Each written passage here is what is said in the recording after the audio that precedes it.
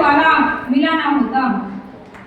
सर्वप्रथम मैं महानुभावों संचालन कमेटी जिन्होंने कई दिनों की मेहनत से इस प्रोग्राम का आयोजन किया, मैं वंदन करती हूँ समस्त गणमान्य हस्तियां, हमारे अतिथिगण,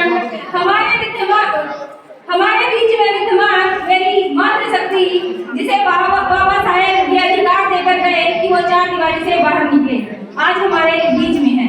और मैं धन्यवाद करती हूँ उस युवा शक्ति का, हमारे समाज की ऊर्जा का, जो इतनी बड़ी तादाद में हमें सुनने यहाँ पधारे हैं।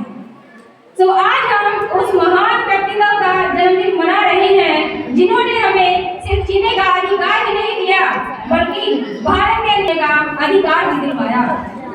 एक महिला होने के नाते जब भी मैं बाबा साहेब को याद करती हूँ तो मुझे याद आता है वो समय जब हम 3 से 4 पीढ़ी पीछे चले जाते हैं। हम याद करते हैं हमारी उन माताओं को, उन बहनों को जिन्होंने घर की चार दीवारी में अंधेरी कोठरियों में जीवन व्यतीत किया है, जिन्हें उजाला तक देखना नसीब नहीं होता था। बाबा साहेब उनके लिए सूरज बन गए, उन्हें उजाला दे गए। उन महिलाओं को किसी भी मुद्दे पर अपने विचार या अपना पक्ष रखने का अधिकार नहीं था, लेकिन एक दिन बाबा साहब दीपक बनकर आए, नारी को शक्ति बनाकर चले गए, नारी को आवाज दी, पहचान दी और आगे बढ़ने का हौसला दिया।